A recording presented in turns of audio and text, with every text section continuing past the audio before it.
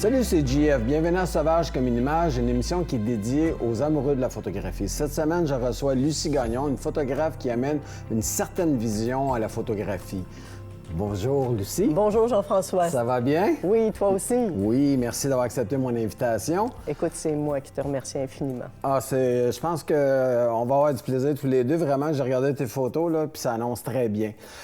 Comme je disais en prélude à mon émission, tu amènes, selon moi, pas une nouvelle vision, mais une certaine vision de la photographie.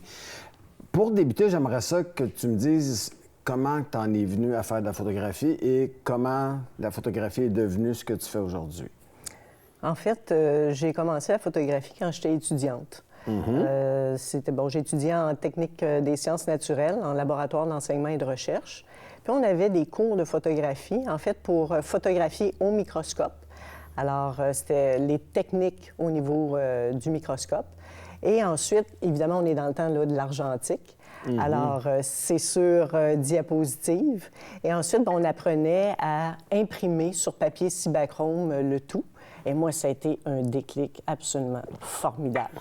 Et là, j'ai été prendre des cours de photographie qui étaient hors concentration, qui étaient réservés pour ceux qui étudiaient en art. Et effectivement, ça a été le coup de foudre, encore une fois, qui s'est poursuivi. Alors, chambre noire, des cours de chambre noire, développer les négatifs noirs et blancs, imprimés, des cours de base en photographie, composition aussi, un cours qui m'a servi énormément. Ouais. Et par la suite, j'ai quand même terminé là, en sciences. OK, tu n'as pas laissé tomber, on n'a pas bifurqué, là, on faisait les deux de façon parallèle. Tout à fait. Et j'ai fini vraiment là, mes sciences. Et diplôme en poche, j'ai cherché du travail. J'ai appliqué un peu partout. Puis c'était contingenté à ce moment-là dans le domaine que j'étudiais. OK. Et j'ai décidé de faire application chez un photographe, un portraitiste. Ouais. Et plan B, en attendant les demandes d'emploi et tout ça, là, d'avoir une réponse.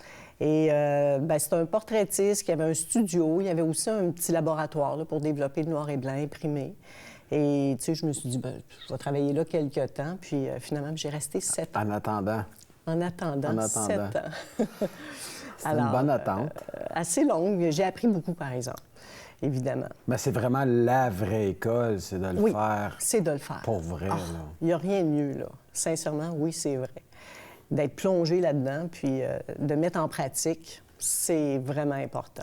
Puis moi, j'aime bien aussi le fait que tu puisses voir toutes les phases de la photographie, c'est-à-dire la prise de photo, l'avant, quand on se prépare, la prise de photo, puis après, comment est-ce qu'on développe, comment est-ce qu'on manipule, puis comment est-ce qu'on en arrive à un produit fini. Fait que quand tu as tout ça dans ton bagage d'expérience, je pense que ça va te servir tout le temps parce que, personnellement, moi, je sais ce que ça va donner quand je le prends. Fait que ce chemin-là, il est déjà fait, je ne me pose plus de questions, c'est plus inné.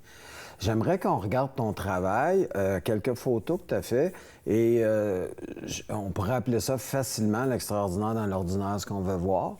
Puis j'aimerais que tu puisses nous décrire ta façon de travailler et de nous décrire tes photos. Fait que si on pouvait commencer avec une photo. En fait, ce qui arrive, c'est qu'au début, quand j'ai commencé, je me suis lancée un jour dans le domaine, en 95 en fait, et je travaillais près de chez moi pour faire les photos, parce que j'avais pas de voiture. Ce qui veut dire que, avec le temps, je me suis rendu compte qu'il fallait que je trouve l'extraordinaire dans l'ordinaire, parce que près de chez moi, c'est assez ordinaire là, comme décor. Mais au début, je savais pas trop ça. C'est avec le temps. Même aujourd'hui, je pratique vraiment cette façon de faire, parce que je trouve que c'est celle qui m'apporte le plus. Trouver l'extraordinaire dans l'ordinaire, là, Jean-François, ça veut dire... Bon, tu es sur le terrain, tu regardes le décor, puis ça dit rien. Mais là, il faut que tu trouves quelque chose. Il faut que tu cherches, mais il faut que tu vois au-delà de l'œil. Et c'est là que, dans le fond, Émile Bernard m'a amené à ça. Émile Bernard, c'est un peintre, c'est un écrivain aussi, fin des années 1800. Puis lui, il a parlé de 3 opérations qui sont franchement fascinantes. Voir, c'est l'opération de l'œil. Oui. Observer l'opération de l'esprit et finalement contempler l'opération de l'âme. Puis lui, il disait, si on se rend jusqu'à cette 3e étape... On tient quelque chose. Oui, parce que là, on va parler d'art. Mais la nature, elle, m'en enseigne une 4e. C'est-à-dire? Et ça, c'est pas juste de voir la beauté, de la contempler, c'est au-delà de ça, c'est au-delà de contempler la beauté de la nature, c'est de ressentir sa beauté. Crois-le ou non, là, Jean-François, je ressens la beauté. Ah, ça, oui, sur le terrain. Et c'est de se rendre jusque-là, jusqu'à cette 4e étape, qui va permettre, comme ça, d'aller voir l'extraordinaire dans l'ordinaire. Puis j'ai apporté quelques exemples, des exemples qui sont franchement, là, pour la plupart des gens, des sujets qualifiés de banals au départ. Hein? C'est ordinaire, un pissenlit, il y en a partout, c'est commun. Mais la journée que j'ai voulu faire cette photo, pour faire en sorte que je vois l'extraordinaire dans l'ordinaire, il faut que je rencontre mon sujet. Rencontrer un sujet, là, c'est en fait d'avoir beaucoup d'informations sur ce dernier. Ça veut dire que je sors la flore laurentienne, le livre de biologie, des sites Internet, on s'entend, fiables. Oui. Et là, je lis beaucoup sur le sujet. Un pissenlit, ça a l'air banal, là, mais c'est une plante ubiquiste. Ça veut dire qu'elle est à peu près partout, en tout cas sur différents terrains, tout ça, ce qui fait en sorte que ça montre sa capacité d'adaptation. Ensuite, c'est une plante qui est, bon, c'est une fleur. Bon, la fleur de pissenlit, c'est pas juste une fleur, c'est plein de petites fleurs qui sont piquées sur un réceptacle, qui est comme une espèce de piste d'atterrissage. Écoute, c'est génial pour les insectes pollinisateurs. Elle a l'adaptation d'être aussi, de faire de la parthénogénèse. Ça veut dire que si, effectivement, il n'y a pas trop d'insectes pollinisateurs au printemps parce qu'il fait froid, c'est pluvieux, pas de problème avec un gamète femelle est capable de se reproduire, là. Fait elle a des adaptations fascinantes. Ça veut dire que cette plante-là, t'as beau l'aimer ou pas l'aimer, elle a des attributs qui font en sorte qu'à un moment donné, je la regarde d'un autre œil. Évidemment. Puis moi, ce que j'aime bien là-dedans aussi, c'est que ça développe le regard sur tout. Moi, je sais que quand tu prends la peine vraiment de regarder alentour de toi, moi, je fais l'exercice avec mes étudiants, je lance un cerceau dans le bois, puis je dis, vous allez me faire 12 photos à partir du cerceau. Vous n'avez pas le droit de sortir du cerceau. Fait que vous allez apprendre à observer correctement les choses, les voir sur un autre angle. Puis je pense que les gens, c'est ce qui arrive, c'est qu'ils voient les choses telles quelles, puis on est habitué de zapper, on passe à un autre. On prend pas le temps de regarder, on prend pas le temps de se détourner. Puis c'est ce que j'aime bien dans tes photos, tu y vas dans le détail, tu vas, si je regarde cette photo-là, dans la douceur. C'est une autre façon de faire de la photo. Fait que si on pouvait voir une autre image, s'il vous plaît. C'est dans la simplicité aussi, parce que, tu sais, c'est des samars. Le fruit de l'érable argenté, il y a à peu près rien de plus commun, là. Mais comment je suis arrivée à faire cette photo-là, en fait, c'est que à un moment donné, j'ai un érable argenté chez nous, là. Ça aide. Ça aide parce qu'il est en plus immense. OK.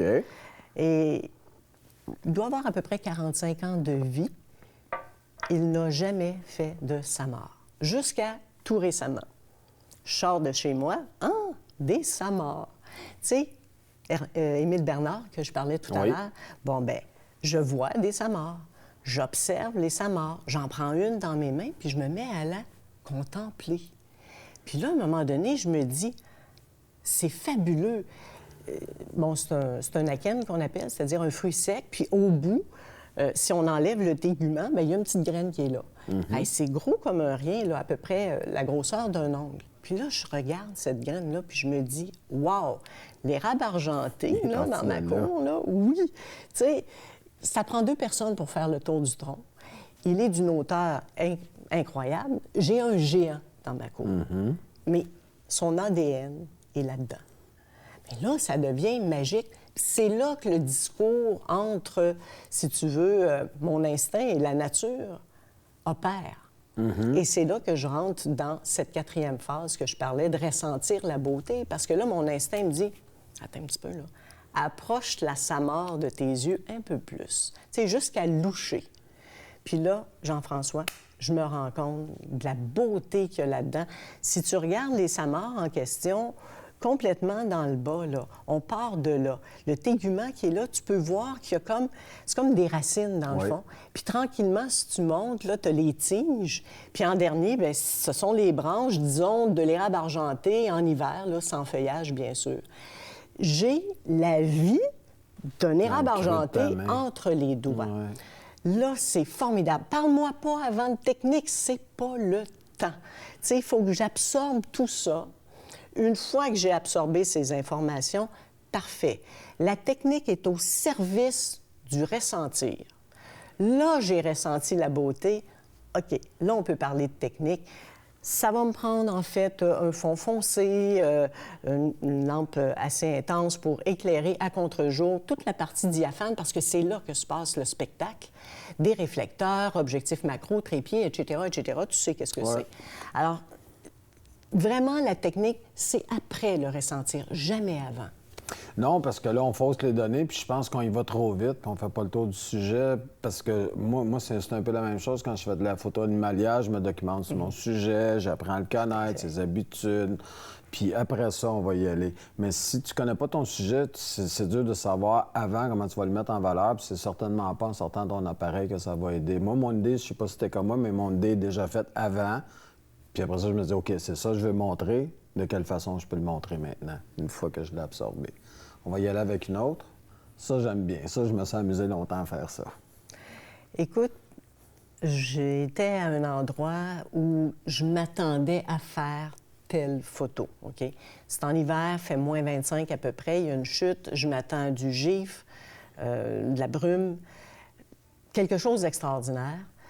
Tous les points sont censés être là. J'arrive. Il n'y a rien de ça. Il n'y a à peu près rien. En plus, ça fait longtemps qu'il a neigé. Ça veut dire que la texture de la neige n'est pas intéressante. Les couleurs sont pas belles. Les couleurs sont pas belles, effectivement. Il y a venté, il y a des graines à peu près partout. Tu sais, regarde, il n'y a rien là, d'intéressant. Là, c'est dangereux parce que l'enthousiasme... Ça en prend un coup. Ça en prend un coup. Qu'est-ce que je fais? J'écoute l'instinct. Je me dis, je dois être à l'endroit le plus merveilleux qui soit. Puis je prends le temps. Qu'est-ce que je vois pas? Oui, qu'est-ce que je vois? Qu'est-ce qui m'échappe? Parce qu'il y a de la beauté, là, ici, c'est certain. Puis, ça me dit d'aller plus en amont de la rivière. Je vais la descendre tranquillement. Au début, c'est complètement gelé, cette zone. Et, oups, tranquillement, bien là, le courant devient plus intense. Alors là, la rivière se dégage de glace. Il y a plus de roches et tout ça. Puis ça, c'est juste avant la chute. Et là, il y a cette intensité d'eau. Et j'ai déjà vu 100 fois cette zone. Mais pas comme ce matin-là. Pas de cette façon-là. Oui, parce que là, j'étais contrainte à regarder que cette zone, mais c'était justement ça que je devais faire. Prendre le temps avec mes 5 sens. Bien, peut-être pas les 5 parce que j'ai pas goûté à l'eau, mais les 4 autres. J'étais pas là.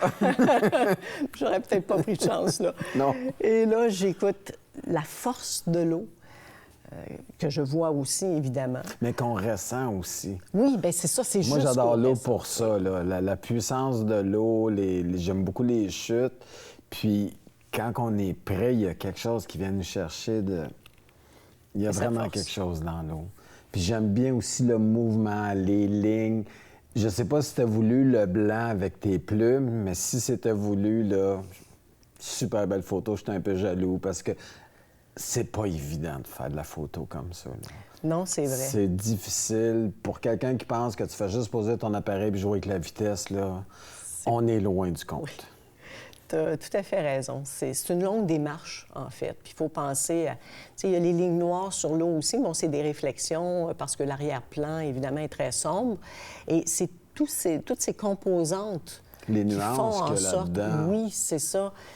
Que ça Parce justifie que la du jaune technique. dans l'eau, t'as de la réflexion, t'as du mouvement, le blanc. Juste d'avoir pu balancer ton image comme ça, chapeau, parce que on peut faire beaucoup d'erreurs techniques là-dedans quand on va aller chercher le blanc, pas perdre, t'as de la texture dans ton blanc.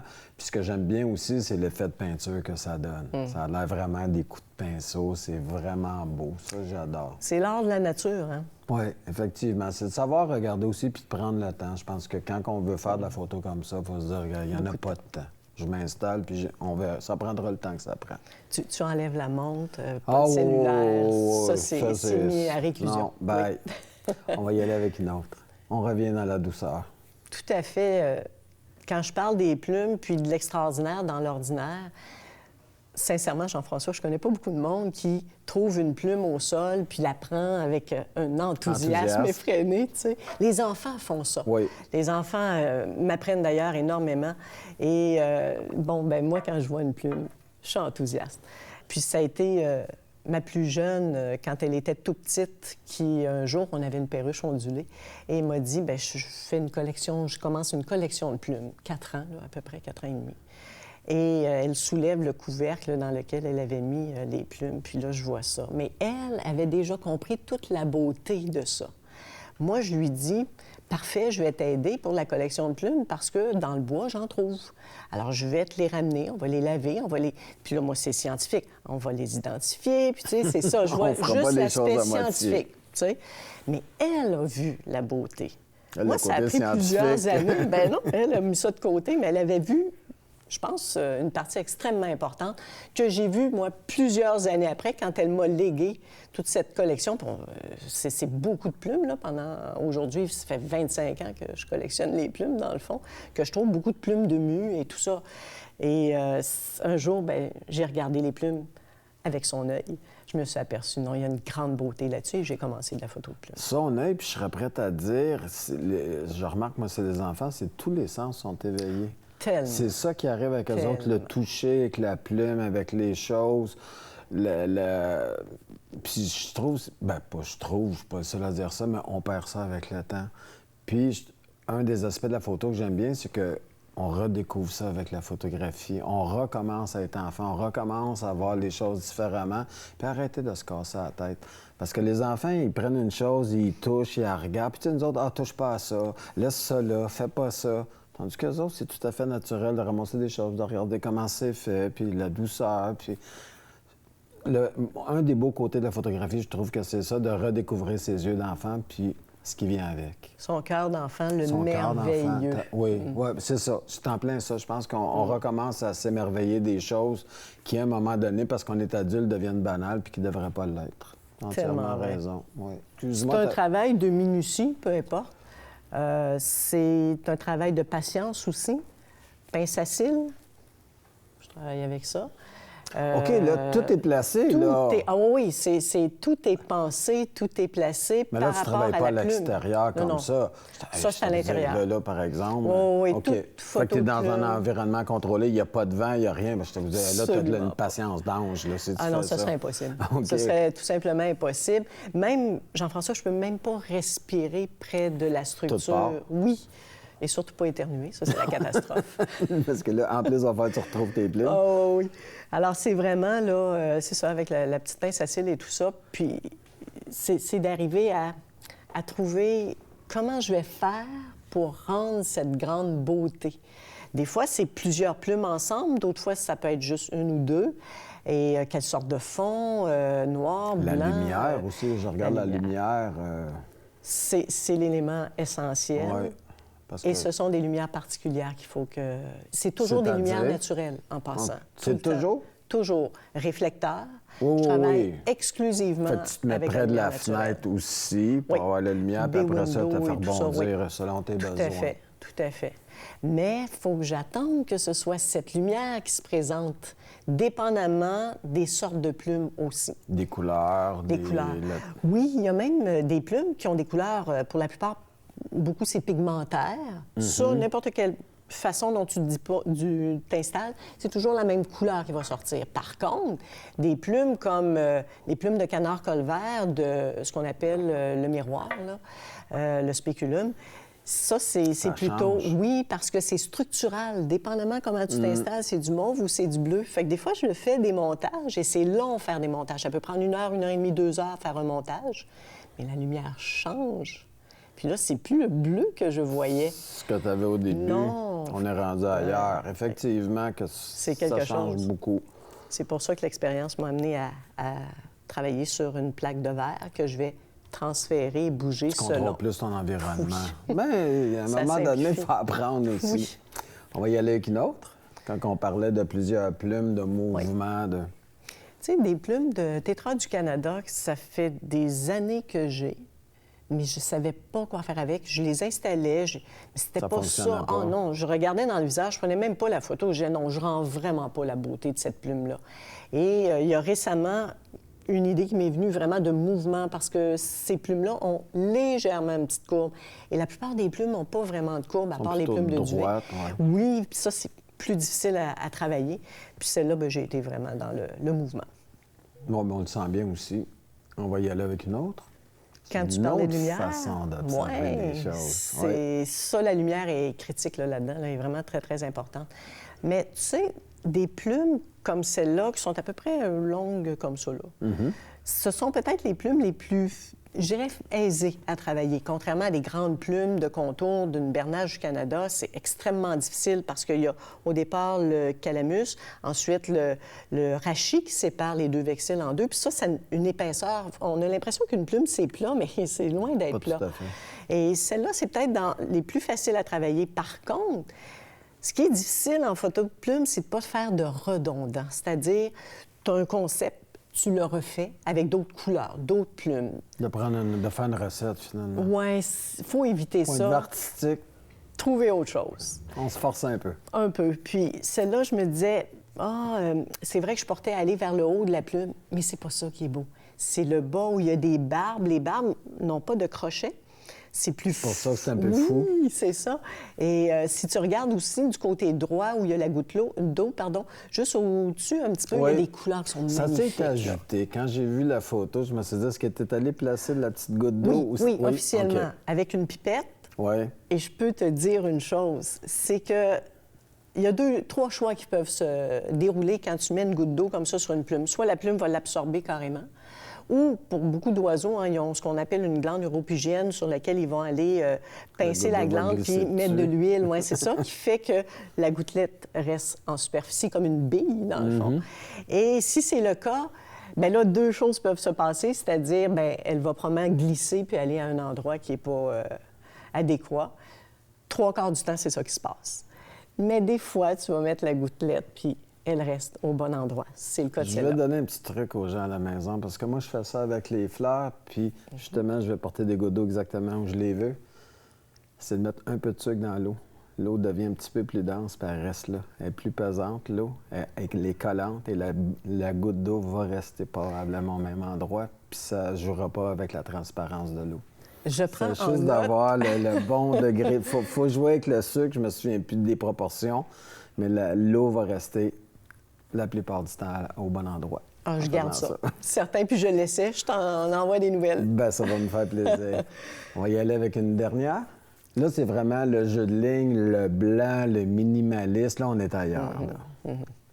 En fait, ces plumes, ça faisait un long bout de temps que je les avais sur mon piano.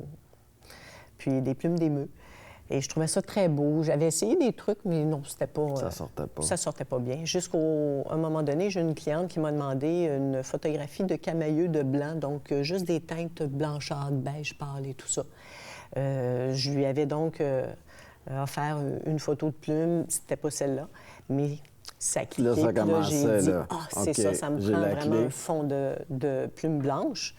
Et les plumes qui ont servi au fond, si je te disais que c'est sur une superficie d'à peu près 8 pouces par 10 pouces maximum, et les plumes blanches sont à peu près longues comme ça. Je ne sais pas combien tu penses qu'il y en a eu qui ont été mises pour faire le fond, mais il y en a 34. Tu sais, on regarde ça, puis on dit, il me semble, à 12 plumes, tu vas être correct. Non, parce que quand je dépose une plume, avec ce que j'expliquais tout à l'heure, le rachis qui est au centre, mais je ne veux pas voir des rachis partout. Alors, il faut que je camoufle. Non, parce que tu as un drôle de jeu de ligne à un moment donné. Alors, camoufle. Puis chaque plume qui va être mise a sa raison d'être à cet endroit-là. C'est pour ça que j'expliquais tout à l'heure que ça peut prendre jusqu'à 2 heures, des fois, faire un montage comme celui-là. Mais c'est sûr, quand on travaille des images comme ça, ce que les gens, il faut qu'ils comprennent, c'est ce qu'il y a là, c'est que toi, tu as décidé que c'était pas être là. Oui. Si ça n'avait pas d'affaire-là, tu ne l'aurais pas mis. Non. Cette affaire-là, on le met aussi. C'est nous autres qui contrôlent, là. C'est en plein ça. C'est un peu comme quand on faisait de la photographie commerciale. Si on regarde une image, tout ce qui est là, à tel endroit, tout a été pensé. Là. C'est pas on garoche ça, puis on prend en photo. Là. Ça serait simple, mais il y a beaucoup de travail derrière ça. Oui. Ce qui m'amène à la deuxième partie de ton travail que tu appelles l'art évanescent. Est-ce que tu pourrais m'en parler un peu? Certainement. En fait, l'art évanescent, je veux parler évidemment de l'art de la nature. Bien sûr. Puis évanescent, qui veut dire qu'il ne dure pas. Et ce qui se passe, c'est que je me suis rendu compte que j'aime beaucoup être au moment où il y a une conjoncture, c'est-à-dire plusieurs facteurs sont réunis. pour faire en sorte que le décor devienne magique, superbe, puis même parfois, je dirais, jusqu'à unique. Oui. Et ça, bien, c'est par, je dirais, une bonne partie de conditions climatiques intéressantes. La brume, le givre, entre autres, sont des éléments vraiment gratifiants là, pour l'art évanescent. Mais ça ne dure pas. Ça veut dire que... Mais c'est ce qui en fait sa beauté en même temps. Ah, tout à fait. Il faut être là au bon moment. Oui. Puis si on pense faire de l'art évanescent par hasard... Ou structuré. Bien, c'est là qu'il va falloir le faire. Structuré. Structuré. Structuré, tout à fait. OK, je pensais qu'il y avait un côté plus bohème à ça. Si on attend le bohème, c'est long. C'est long, OK. C'est ça le problème. Ça veut donc dire qu'il va falloir que je sois au bon moment, au bon endroit. On va montrer tout de suite une image parce qu'on arrive à la fin de l'émission, parce que j'aimerais bien illustrer ça. Alors, c'est d'être au bon moment. C'est ça. Oui. Mais tu calcules ça comment, la brume? Parce que la brume, tu vas regarder les températures, les variantes de température, puis tu te dis, j'ai tant de chances qu'il y ait de la brume ce matin. Oui, en connaissant le milieu, la brume, ça prend un taux d'humidité très élevé.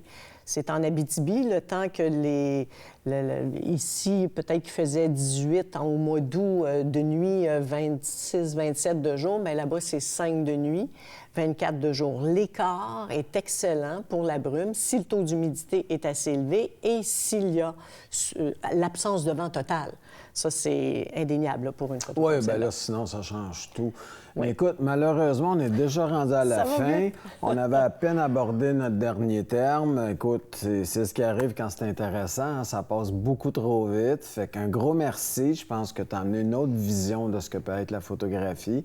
Puis pour les gens qui n'aiment pas sortir, aller à l'extérieur, mais il y a moyen de s'amuser à l'intérieur, comme tu fais avec les plumes, tout à fait, avec des sujets qui vous conviennent.